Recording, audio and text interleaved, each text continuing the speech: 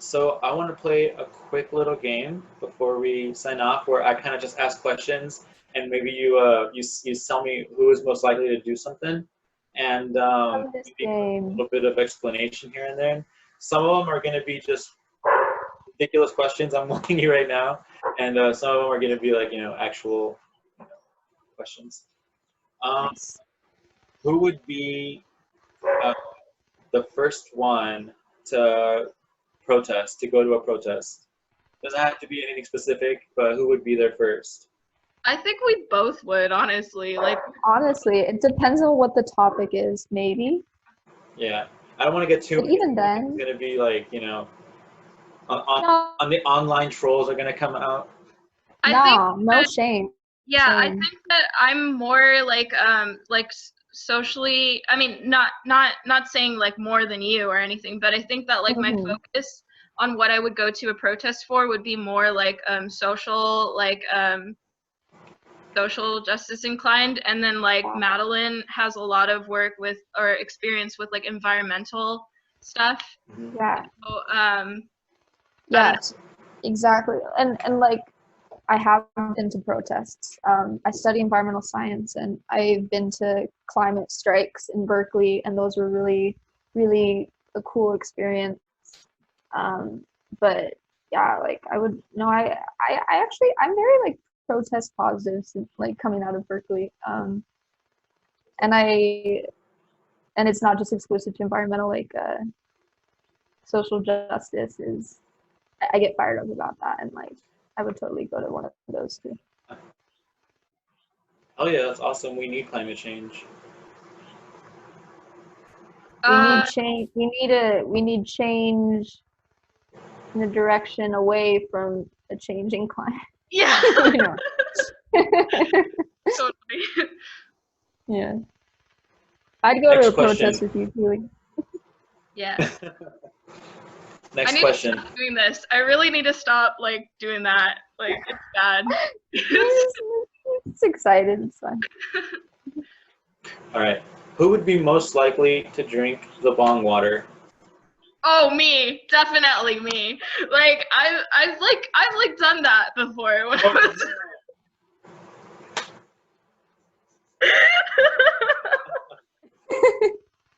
Definitely me, cause like Madeline only like vapes, so yeah.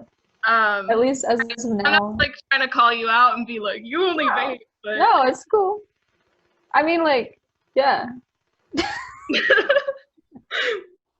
So yeah, I'm most likely to do that, unfortunately. Who's most likely to get arrested? Probably me again. Probably. Although, like, I've been streaking so many times, it's a miracle I haven't been arrested. Nice. I used to live in a co-op with like all female identifying, and we would just like have these parties once a year where we would paint our whole bodies and we would just like streak through the campus. That is so fucking cool. It was amazing. I love it. So body positive, 100% recommend. That's man, that's awesome. Letting you into the secret flow. Don't be scared. I appreciate it. I'll definitely guard it with my life. Mm. Who would be most likely to shave their head? I've done that before, and it didn't look very good. It was very freeing, but like, my boyfriend at the time told me that I looked like Kim Jong-un.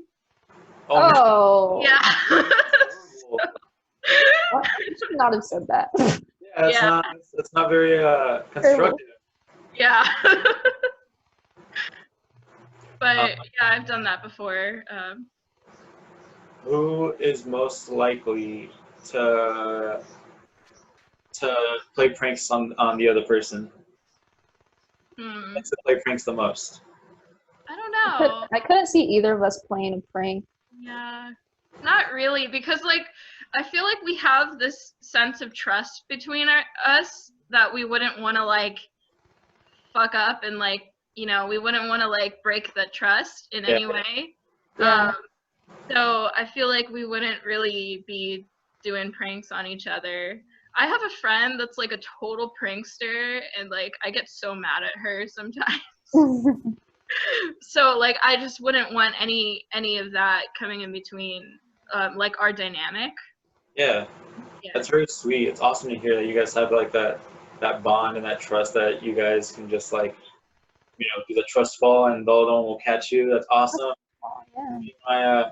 I think maybe I have that with my bandmates, but I'd be lying if I said that I don't, mess with them. Like every now and then I'll be like, fuck them, just like. Yeah. Yeah. And like I feel like I got that, like, okay, so like in previous bands that I was in, and like I don't want to make this a gendered thing, but like when I was in bands with like guys, like we just pranked each other all the fucking time. Like we did not care. We were just so fucking mean to each other. Like but like I feel like I just feel more I don't know, like cuz there's like a different kind of bond. Like I have no clue what it is, but Yeah. I just feel more inclined to not Yeah. prank her. All right. I don't know if I take that as a compliment or. Totally is. It's a huge compliment. No, I mean, like, yeah, and like, yeah, it's just like different people have different dynamics. I've also personally never been like a prankster. I think I'm just too sensitive. Yeah. I don't know what it is. Yeah, I think we're both really sensitive people. So Yeah, no, I feel it. I feel like I'm somewhere in the middle where I'll play a prank and I'll laugh, but if someone like plays a prank on me, I'll be like, why? Why'd you do this to me? Yeah. Um, I remember, and I'm not even like, I've tried to prank people, and I just like it's not in my soul. Like I tried to prank my brother, and he ended up just getting like really offended. You know what? You know what I used to do? I used to get ketchup packets and I would fold them in half and I would put them under the toilet seats at school. So, like when people would sit down, like the ketchup packets would explode and hit the back of their knees. So, oh my gosh. That was oh my gosh, that's Me and my disgusting, but that's really fun.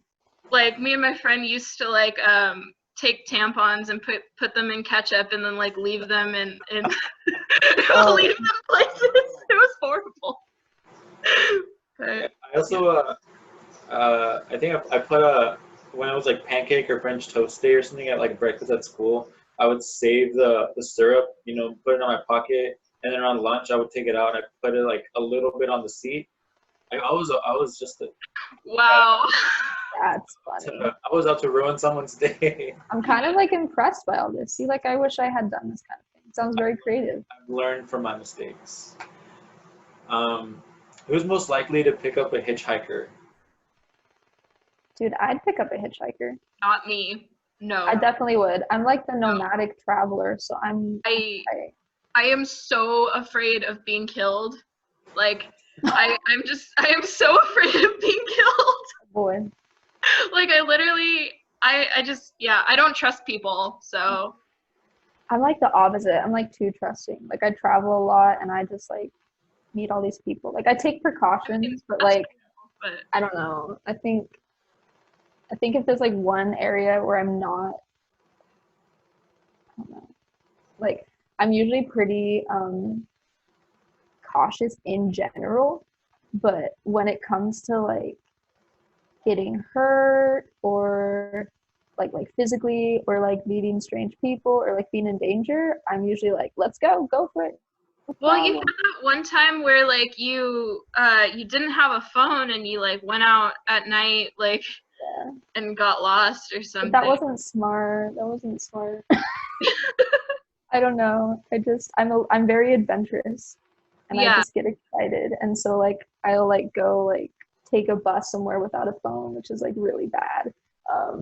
And also like I would totally pick up a hitchhiker but like I love the idea of it, but like practically if it were to happen, like I would have to it would really depend on a lot of things. Like if it were like a random dude, like I would have to like be with another dude. Like, yeah, I feel like picking up a hitchhiker is so weird because you need like trust on both sides. Like you need to trust that they're not a serial killer, and they need to trust that you won't like like do something.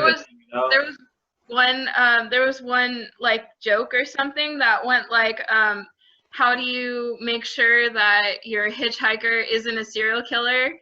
Just tell them like it's astronomical odds of 2 serial killers being in the same car or That's something. pretty good. I'd be terrified.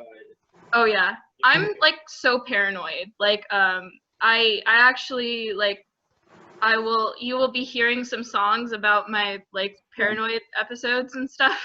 Yeah. But, yeah, like I Stay legit tuned. get paranoid. No, So for me, I'm just like salty. I've said this multiple times at the dinner table, like when I get back from a trip and I'm just like an international trip or something.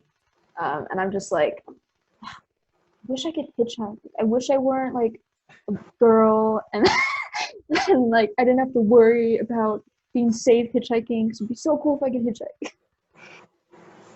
Awesome. I have like 3 more questions for you. Just to let you know what to wrap it up.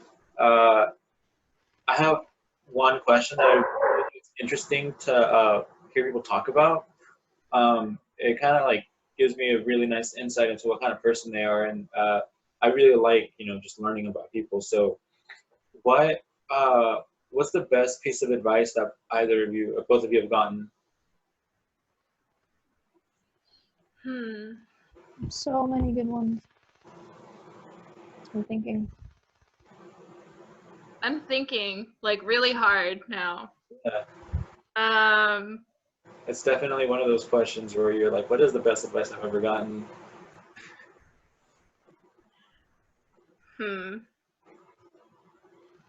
This is gonna sound like so messed up, okay? But I have a lot of trouble letting go of people. I bond with people like this, and then like once they're gone, I'm still like, yeah. So I have a lot of trouble letting go of people. So the best advice that I have for myself currently from someone else was, if you lived without them before, you can live with them, or you can live without them again. Yes. And yeah, like, so I'm trying to like tell that to myself about certain people that I'm having trouble like detaching myself from, that things have ended and I'm still kind of holding on. Yeah. And so I'm just trying to like tell myself that it's okay to let them go, and that it'll be okay. Like your life is gonna go on anyway. It was like, remember who you were before you met the person or whatever. And you'll hear some of this like concept reflected in some of our songs too. Like, yeah. So, but that's my piece of advice. Is I love it. yeah. I love it. What about you, Madeline? I mean, like every other day, I feel like I hear this quote, and it's the best advice I've ever heard. But I guess 2 things come to mind. But one, I'm actually trying to look it up because it's this quote that I saw on my Google. Like I have the Chrome extension where it like says "Good morning, Madeline," and then it gives you a quote, and then I'm on. And there was this quote. I'm trying to find it.